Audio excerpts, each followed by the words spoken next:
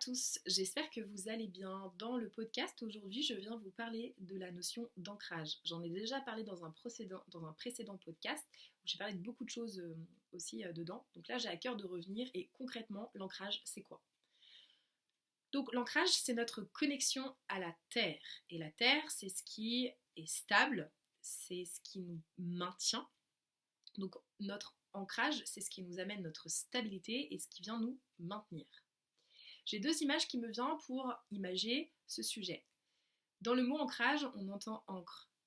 Ça me renvoie à l'encre d'un bateau. Et l'encre d'un bateau, c'est ce qui permet au bateau, lorsqu'il veut se stabiliser, il jette son enclume, son encre. Cette encre va venir en contact avec le sol et c'est ce qui va apporter de la stabilité, même s'il y a des mouvements extérieurs et qu'il y a de la tempête ou qu'il y a les vagues ou qu'il y a du courant, le bateau va être stabilisé à un endroit. La deuxième image qui me vient, c'est celle de l'arbre. L'arbre, sa connexion à la terre, se fait par le biais de ses racines. Et ces racines est ce qui permet à l'arbre de ne pas être emporté dans le cas de tempête. Donc encore une fois, ça amène la stabilité. Donc chez nous, l'humain, l'ancrage, c'est quoi? On pourrait dire que c'est nos pieds, nos jambes, c'est ce qui nous relie à la terre. Donc oui, effectivement. Et moi, je vais vous parler de notre bassin, dans lequel se trouve le centre énergétique, le premier chakra qui s'appelle Muladhara en sanskrit et qu'on appelle aussi le chakra racine, qui est notre ancrage. C'est la base de notre colonne vertébrale. C'est à partir de ce point-là qu'on va se relier à la Terre. Ce centre énergétique, il peut être harmonisé, ouvert, en bonne santé, et dans ce cas-là, c'est là qu'on a la sensation, le sentiment d'être en sécurité, qu'on a du calme, de la paix, que peu importe les événements extérieurs, tout va bien, on est là, c'est ok, voilà, on est calme.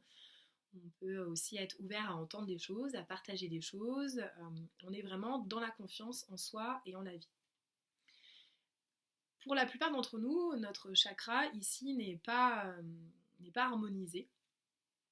Parce qu'on ne nous enseigne pas, on ne nous apprend pas à se relier à ce centre-là et à le nourrir et à l'harmoniser. Donc il a souvent tendance à être plutôt déséquilibré. Et lorsqu'il est déséquilibré, il peut l'être de deux manières. C'est un centre énergétique qui peut être bloqué. Donc ça ne circule plus, c'est figé. Comment on sait si ce centre énergétique il est figé? Lorsque ce centre énergétique est figé, on va avoir beaucoup de fatigue, manque d'énergie, de la peur, de l'anxiété. On va être facilement emporté par nos émotions parce que les gens peuvent nous dire, par les événements extérieurs, ça peut venir nous submerger et nous déraciner, nous donner l'impression qu'on va mourir. Notamment quand, voilà, si je perds un emploi, si j'ai un copain ou une copine avec qui je suis en rupture ou que je perds un proche et que j'ai l'impression que je meurs, voilà, ça montre que en tout cas je ne suis pas en lien avec ce centre énergétique, qu'il n'est pas harmonisé, que je ne suis pas stable, que je ne suis pas sécure intérieurement. Il y a aussi les symptômes que ce centre est bloqué, on peut avoir une tendance à avoir les pieds et les mains froids et une mauvaise circulation sanguine dans le corps. Ensuite, ce centre énergétique, il peut être aussi suractivé. Les symptômes de la suractivation de ce centre énergétique, c'est un besoin excessif, un attachement excessif au matériel, à l'argent, aux relations. On va, du coup, comme on n'est pas relié à notre sécurité intérieure, on va aller créer une sécurité extérieure qui va être assez excessive pour venir compenser le fait qu'on n'a pas de sécurité intérieure. Donc c'est là où ça donne des comportements de dépendance avec des choses extérieures. L'argent va prendre beaucoup de place. Et si on n'a pas d'argent, on a l'impression qu'on va mourir. En fait, on ne va pas mourir si on n'a pas d'argent. On ne va pas pouvoir accéder peut-être à certaines choses, à certains conforts, en tout cas par le biais de l'argent, mais on ne va pas mourir si on n'a pas d'argent. Et pourtant, quand on n'a pas d'argent, nous, dans notre corps, on a tendance à vivre, moi en tout cas, pendant longtemps, quand j'avais pas d'argent, le manque d'argent, j'ai l'impression que je respirais pas, quoi, j'étais en mode survie. Voilà. Donc, l'ancrage est lié à notre premier chakra, notre chakra racine. Mais, moi, pendant longtemps, l'ancrage, ça restait assez abstrait, où on me disait, bah, Sandra, tu manques d'ancrage, ok, donc on me donnait toutes les méthodes pour m'ancrer, et pour autant, ça marchait pas, j'étais pas plus ancrée. Et attendez, il faut que je charge mon ordinateur, ça tombe au bon moment, voilà. La première chose, avant de parler d'ancrage, au final, avant de parler de l'enclume, avant de parler des racines de l'arbre, on va déjà parler en fait du bateau. Il faut déjà être dans son bateau, il faut déjà être connecté à son arbre, il faut déjà être connecté à son corps. Et en fait, j'ai compris dans un second temps pourquoi l'ancrage pour moi c'était un petit peu abstrait, parce qu'en fait déjà j'étais pas dans mon corps. Alors me parler de mon chakra racine, autant vous dire que moi ça me parlait pas du tout. Et en fait il m'a fallu déjà dans un premier temps comprendre que j'étais pas dans mon corps. Pour tout un tas de raisons. Il faut savoir que les traumas, les abus, tout plein de choses qu'on peut vivre, pour se protéger de certaines choses, on peut avoir tendance à se dissocier. Et se dissocier, c'est qu'on se sépare de notre corps. Donc, première étape, si vous voulez aller vers votre ancrage, c'est déjà checker si vous êtes dans votre corps. Et être dans son corps, ça veut dire quoi? Ça veut dire être en lien avec ses émotions, être en lien avec ses sensations, être en lien avec son intuition, sentir ce qui se passe dans le ventre, sentir ce qui se passe dans notre bassin, sentir comment ce centre énergétique, comment ça circule ou ça circule pas. Et dans ce centre énergétique aussi, il y a la notion, il y a l'énergie de vie, la base de notre énergie de vie.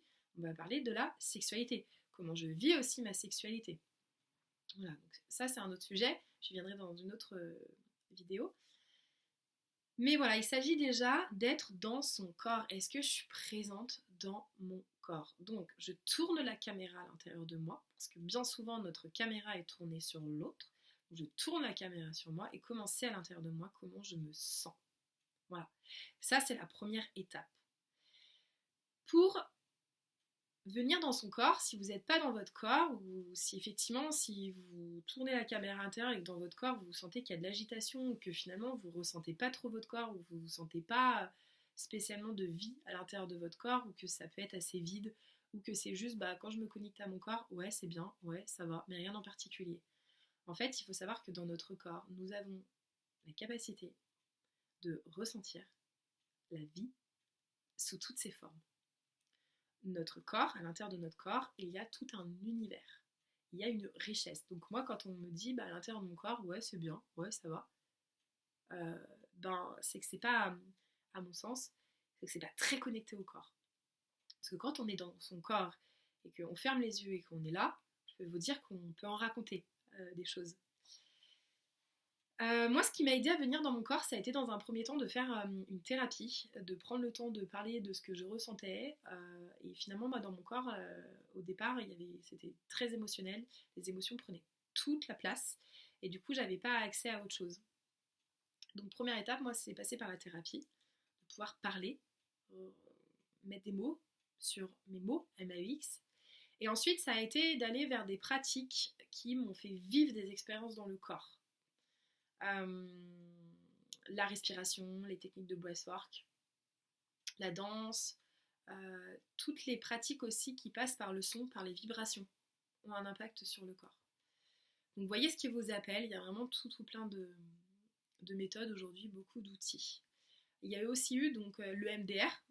Moi aujourd'hui je suis praticienne de MDR, mais avant d'accompagner dans le MDR, c'est vraiment une méthode que j'ai expérimentée et le MDR m'a vraiment ramené dans mon corps, dans mes sensations et m'a permis beaucoup de libération émotionnelle. Voilà. Donc, ancrage, votre ancre, votre bassin, comment vous êtes relié à ce centre? Est-ce que vous vous sentez en sécurité intérieurement ou est-ce que votre sécurité passe par des choses extérieures? Voilà. Si vous avez envie de cheminer vers plus de sécurité intérieure et d'ancrage, une fois que vous êtes dans votre corps, pour bosser votre ancrage, vous pouvez marcher pieds nus, pratiquer le yoga, pratiquer la respiration, pratiquer la méditation, pratiquer des mantras, le son, l'âme, et associé à l'ancrage. Ça passe aussi par la nourriture. Vous pouvez manger de la nourriture, des aliments rouges, des aliments protéinés, puisque la protéine, c'est la structure. Et notre chakra racine, c'est la base de notre structure. Donc vous pouvez aussi manger davantage de protéines. Voilà. Pour terminer, j'ai envie de vous parler de ce que je vois quotidiennement. Je vois beaucoup de personnes quand même où l'ancrage se fait pas par quelque chose d'intérieur, mais par des choses extérieures. C'est pourquoi, à mon sens, qu'il y a beaucoup de dépendance et qu'on a du mal à quitter des choses qui pourtant nous font pas du bien. Vous voyez, parfois on est dans une relation, on sait qu'elle est plus bonne pour nous cette relation, et pourtant on n'arrive pas à la quitter. On a l'impression qu'on perdrait tout.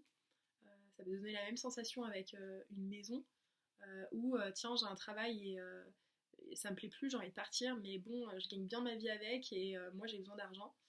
Voilà, finalement on reste attaché à des choses extérieures alors que c'est plus juste pour nous.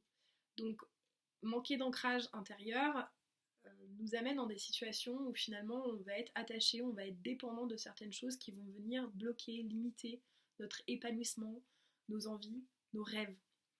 Et quand on apprend à être dans son corps, on se relie à notre bassin, à notre ancrage intérieur et qu'on trouve notre sécurité à l'intérieur de nous, c'est là qu'on peut vraiment déployer nos ailes, gagner en indépendance, en liberté et aller vers ce qui nous appelle, nous inspire. Et là, on peut s'épanouir. Et quand on s'épanouit, c'est vraiment aussi cadeau pour l'autre, pour permettre à l'autre la pleine liberté d'aller aussi vers ce qui peut l'épanouir. Et de laisser nos peurs à un autre endroit. Voilà. Quand on est relié à cet endroit-là, on est en confiance avec la vie, on est en confiance avec soi.